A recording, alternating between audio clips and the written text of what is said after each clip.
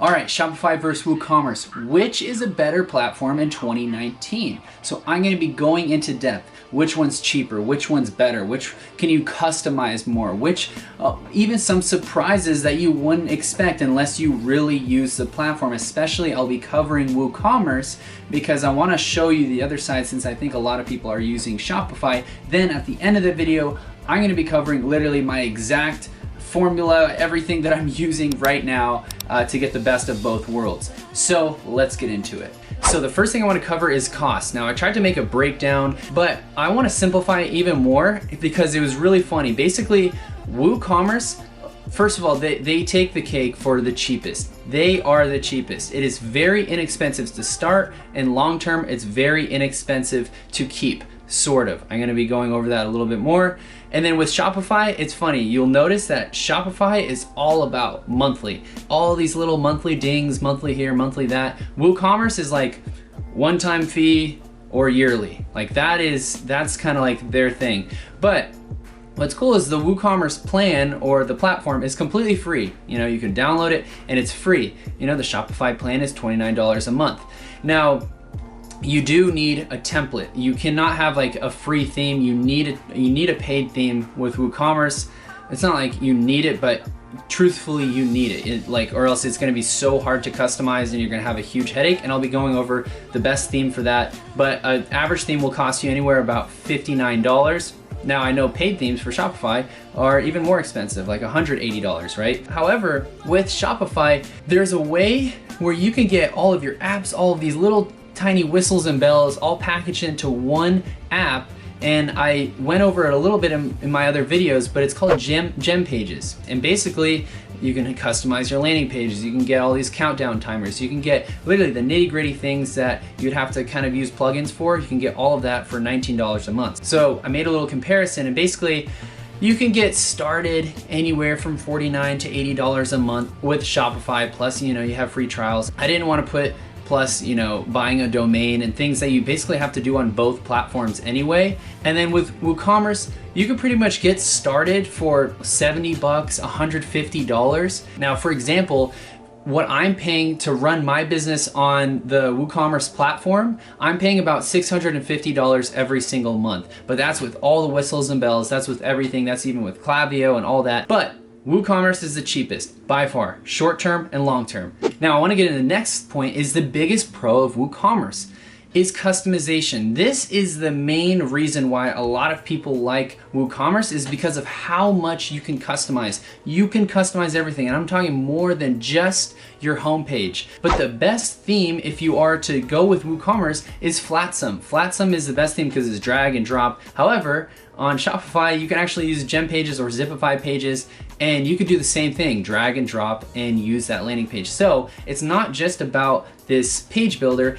Also, inside your dashboard, you can customize your admin dashboard, which I actually had to do to make it simpler for when we had our team members and workers coming in. We had to re-customize the inside of our dashboard and change the layout. And then the next thing, you could customize your entire checkout. So I really like this about Woocommerce, is your entire checkout experience could match one-to-one what ClickFunnels looks like. And ClickFunnels has, quantity breakdowns plus order bumps. You could do the same thing with that. And of course, all of your landing pages and upsells. And actually the 3 best apps I use for Woocommerce, you can just type these in: WooFunnels, Arrow Checkout, and then Upstroke Upsells. So this is literally how you get your upsells looking almost exactly like ClickFunnels.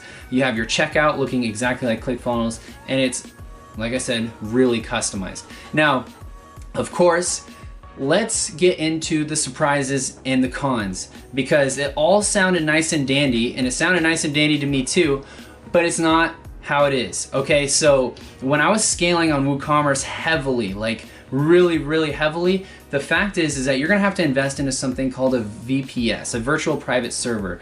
As you grow and get bigger and get more traffic, you're gonna notice that your site breaks, and then it breaks again. You're gonna have a lot of conflicts with plugins. So first thing I wanna go over is you need a virtual private server, which costs about $99 a month, and then if you wanna go up even more, which we did, it was like $200 something a month.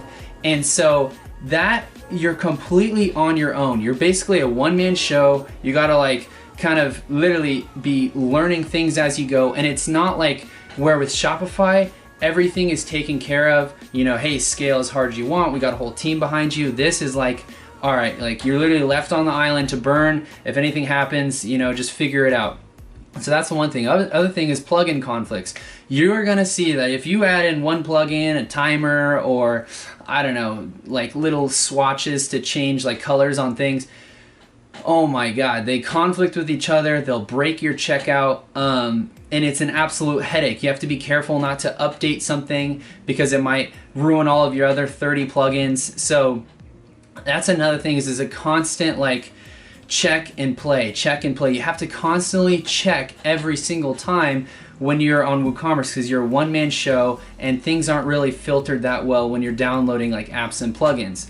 Now, another thing is like there's a lot of nitty-gritty things that you maybe you take for granted with Shopify, but when you go to WooCommerce, like it's a different game. You have to like literally you're doing everything manual. Even the Google shopping feed, integrating Google, setting up your pixels, setting up even stuff for Facebook.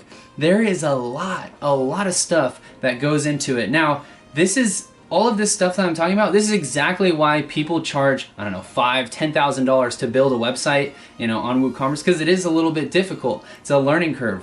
But even though it sounds, you know, kind of scary or whatnot, a lot of people do go with WooCommerce if they have a full team behind them, if they have like kind of the structure behind them, or if they are looking to maybe sell something that's not approved by Shopify, or they need a super custom website. Maybe, you know, if you're in the hotel space and you need like everything, you know, it's basically you're having a search engine on your website and you're having all these price wars, like super complicated stuff. You need to go with a super customizable platform.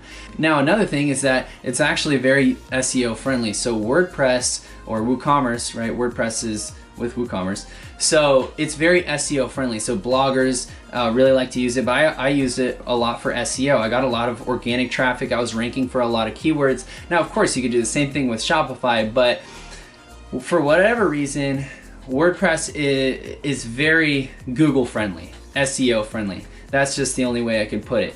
Now, what is my setup? What do I recommend? Personally, if you're starting out, Shopify 100%, because Shopify, you could, like this is not biased at all, you could do almost the same thing, just not the damn checkout. I wish you can customize the checkout on Shopify to make it look like ClickFunnels. I know you can do little customizations, but I really like, you know, the order bumps and all that stuff. But anyway, Shopify is the best for beginners, intermediate, advanced, because it's basically, you don't want to have to worry about all the little things, and you just want to have things where you can market. You just want to market, and you need things to look good, and you still need things to customize, and that's why I'm a big fan of landing page builders and making sure that everything is conversion focused. So what is my setup? My setup is this. For my best, most sexy front-end products, I'm using ClickFunnels. Front end is ClickFunnels. All my front-end interruption marketing traffic is gonna be going through ClickFunnels, basically to try to test little tiny products. Oh, okay, is this funnel working? Is this funnel working? Then on the back end, or my main store, is going to be all Shopify. This is how I'm gonna get paid traffic. This is how I'm gonna get SEO. This is how I'm gonna get free traffic. This is how I'm, of course, gonna do all my Google, all my PLA ads, text ads, and everything like that. That's all going through Shopify, through all my conversion landing pages, meaning all my landing pages are optimized. They're all, you know, they have all their sales copy and everything, and I customize it all either with gem pages or Zipify. You can use them either one. But anyway, that's my advice. Shopify all the way. I just don't see much of a gain with WooCommerce. But also, I just want to say thank you to the new people that are subscribing. That's really cool. I like this community. I think we have like an actual solid, smart group on this channel, which is really cool. So if you haven't joined yet, go ahead, subscribe, like, and comment below. Comment what you think or what you want me to cover, and I might cover it. So with that being said, I will see you guys in the very next video.